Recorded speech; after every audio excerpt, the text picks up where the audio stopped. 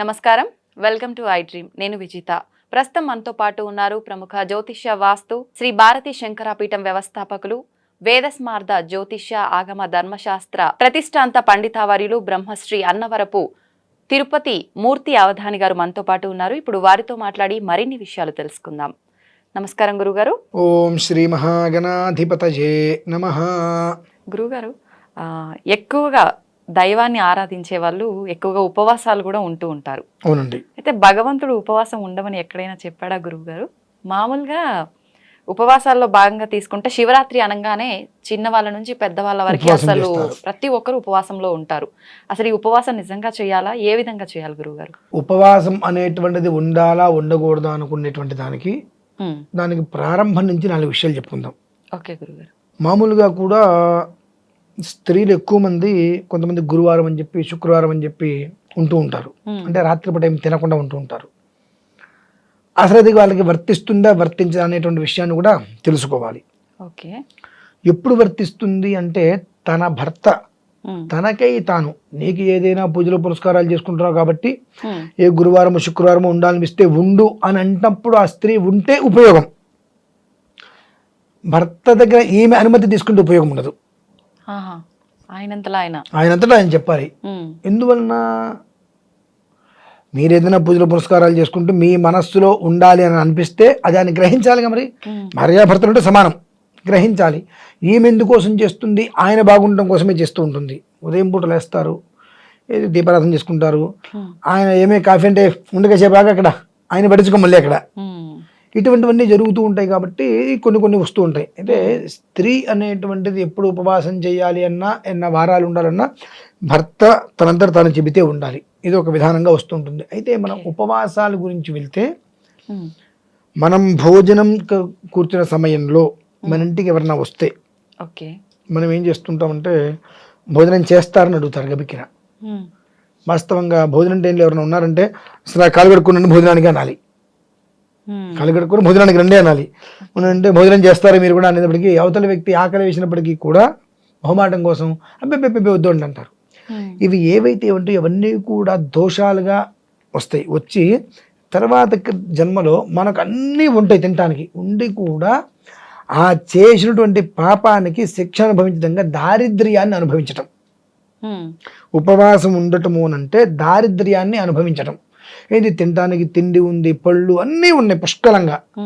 కానీ మనం ఏదైతే క్రితం జన్మలో ఎవరికైతే కనుక భోజనం పెట్టకుండా పంపించి చేస్తావా అని అడిగి ఆయన చేయకుండా ఉన్నదో ఆ దోషం అనేటువంటిది పట్టి పీడిస్తూనే ఉంటుందండి.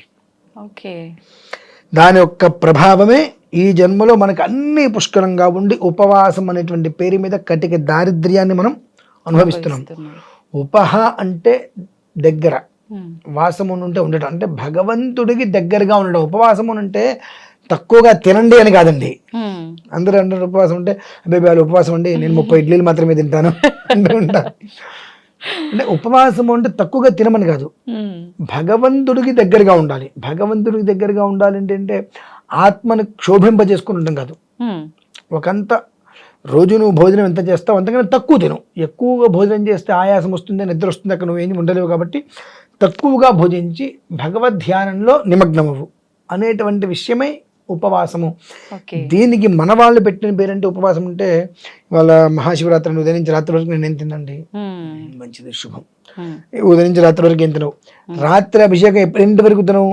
రాత్రి 9 గంటల వరకు నేను తినండి. ఈ 9 లోపు నువ్వు ఉపవాసంగా ఉండి ఏదో చేస్తున్నప్పుడు ఆ పక్కన ఏదో వంట చేస్తున్నప్పుడు అందులో పదార్థాలు సువాసన వచ్చిన తర్వాత నోట్లో లాలాజలం నీకు వచ్చింది, అయిపోయి.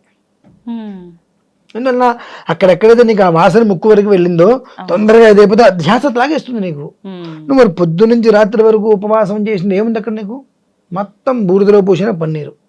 దేనికి పని కాదు. ఇంకా అందుకని అంటారు మితంగా భుజించు, అమితంగా ఆరాధించు.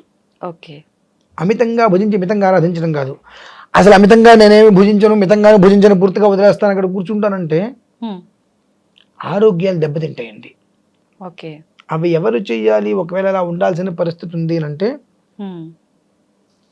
కుటుంబాన్ని పోషించేటువంటి బాధ్యత ఉన్నటువంటి భర్త, ఇంటి పెద్ద మనిషి ఉంటారు, అతను ఎప్పుడు చెయ్యాలి? అది కూడా ఇటువంటి శివరాత్రులు అవే కాదండి, ఏకాదశి రోజు నాడు ఓకే. కేవలం ఏకాదశి రోజున మాత్రమే చంద్ర దర్శనం తర్వాత భోజనం చేయాలి. ఎందువల్లనంటే చంద్రస్థితి అనేటువంటిది ప్రతి ఒక్క మనిషిలోనూ కూడా దూరి మనస్సుని కకావికలం చేస్తూ ఉంటుంది. చాలా మెంటల్గా అప్సెట్ అయిపోతుంటాడు మనిషి. ఓకే. ఆ మెంటల్ అప్సెట్ అయిపోయిన తర్వాత ఆ మానసిక ఆవేదన నుంచి బయటికి రాలేక ఇంకా ఇరుక్కుపోతూ ఉంటాడు కనుక కుటుంబ బాధ్యతలలో ఆ బాధ్యతలు అతని నెత్తి మీదకి లేకుండా అతను ప్రశాంతంగా ఉంటే తన జీవితం అంతా సుఖంగా ఉంటుంది. కాబట్టి దాని గురించి అని చెప్పి ఏకాదశి రోజు నాడు తను రాత్రి చంద్రుని చూసిన తర్వాత భోజనం చేయటం అనేటువంటిది అతనికి మాత్రమే చెప్పబడి ఉన్నది. ఇంట్లో పిల్లలకి కానీ ఆడవాళ్ళకి కానీ ఎవరికి కూడా చెప్పబడి లేదు ఎప్పుడు కూడా. ఇవి ఈ మధ్య కాలంలో అనవసరంగా వస్తున్నటువంటి ఆచారాలండి. ఇంట్లో కూడా దీపారాధన పురుషుడే చేయాలి, స్త్రీ పనికిరాదు. అంటే ఫలితం ఉండదా గురువుగారు కంప్లీట్ గా? ఇంటికి దీపమే ఇల్లాలండి. ఇల్లాలని దీపం పెట్టమని కాదు అక్కడ. ఇంటికి దీపం ఇల్లాలు ఉంటే ఇల్లాలు వచ్చి ఇంటికి దీపం పెట్టాలంటారు చాలా మంది. ఇంటికి వెలుతురు ఇల్లాలు. ఎందువల్లనే వెలుతురు? ఒక మనిషికి 30 ఏళ్ళు వచ్చింది, పెళ్లి కాలేదు. వాడు ఎక్కడికైనా వెళ్తే ఎవరైనా ఇంటికి వెళ్ళి ఎవరైనా ఉంచాలంటే ఒక పూట వాడికి పెళ్లి కాలేదు అని ఉంచద్రా అంటుంటారు. వివాహం అయిందనుకోండి, వాడు వెళ్తాను అన్నా రాత్రి అయింది ఇక్కడే ఉండి పూట పడకుండా వెళ్ళండి అంటారు. ఆ ఇంటికి దీపం కాంతి. అంటే ఆ స్త్రీతోటే ఆ పురుషుడికి వాల్యూ ఉంది. స్త్రీ లేకపోతే పురుషుడికి వాల్యూ ఎక్కడుంది? నువ్వు ఎంతైనా సంపాదించు, సాయంత్రం అయితే నేను ఇంటికి పంపించేస్తారు, ఉంచగా ఇంట్లో. అదే నీకు వివాహం అయితే సాయంత్రం అయితే చీకటి పడింది కదా, ఇప్పటికి ఇక్కడే ఉండండి విశ్రాంతి తీసుకోండి అంటారు. తేడా చూడండి. అంటే ఇంటికి దీపం ఇల్లాలు, ఇంట్లో దీపం పెట్టడం ఇల్లాలి కదండి. ఇంట్లో చేసేటువంటి నిత్యార్చనలో అతనే దీపం పెట్టుకుంటూ ఉండాలి. కానీ అవన్నీ పోయి ఇప్పుడు అమ్మాయి వేసుకుంటూ అన్నీ వస్తున్నాయి. కానీ ఉపవాసం అనేటువంటిది మహాశివరాత్రి కాదు, కార్తీక మాసము కాదు, దసరా కాదు, ఇంకోటి కాదు.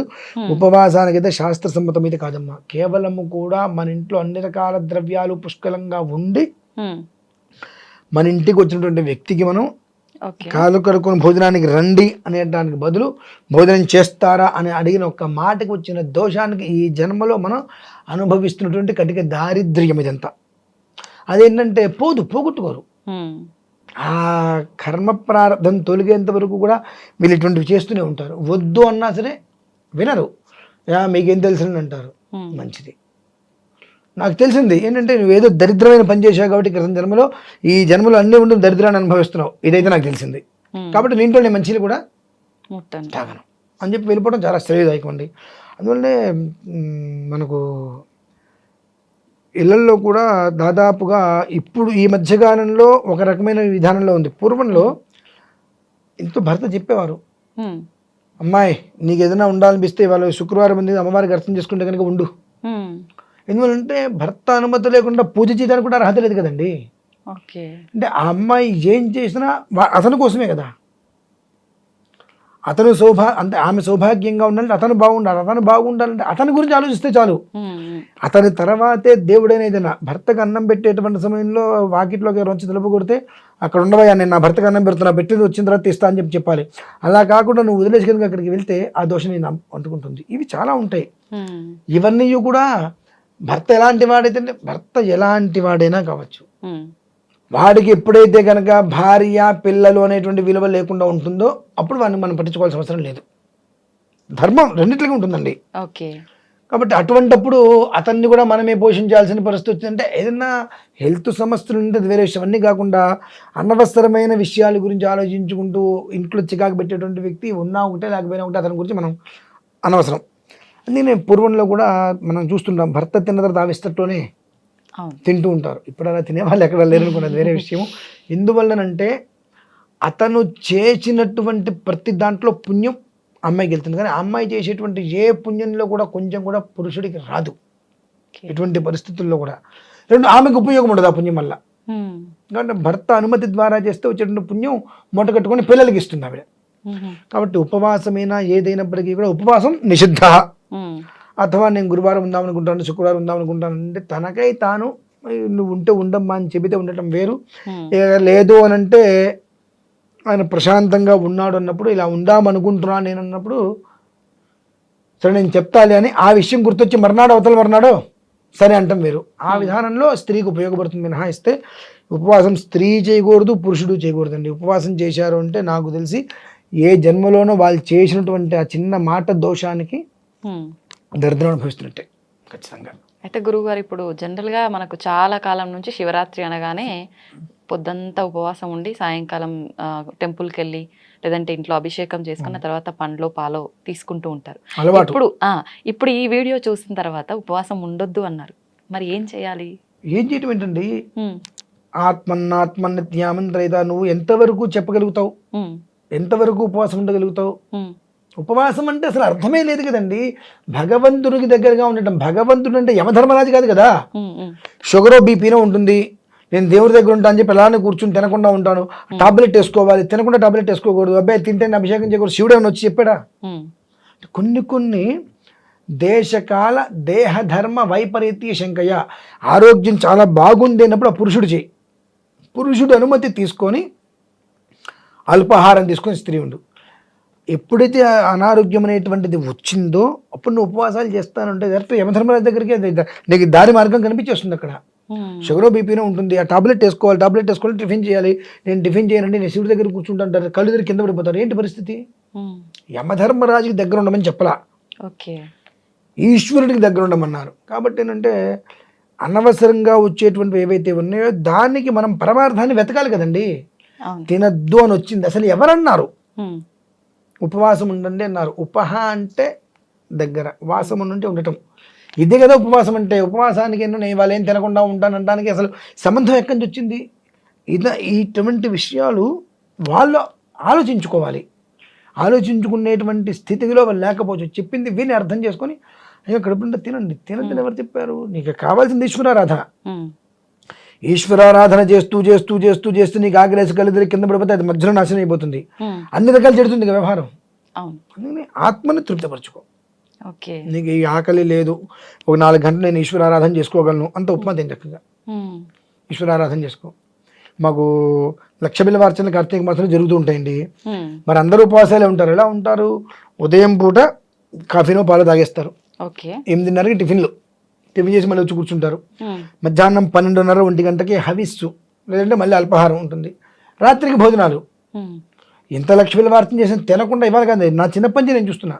ఎందుకు ఇవన్నీ చేస్తున్నారంటే లోపల పరమాత్మ ఉన్నాడు కదా, ఆ పరమాత్మను ఇబ్బంది పెడితే జీవాత్మ పరమాత్మ.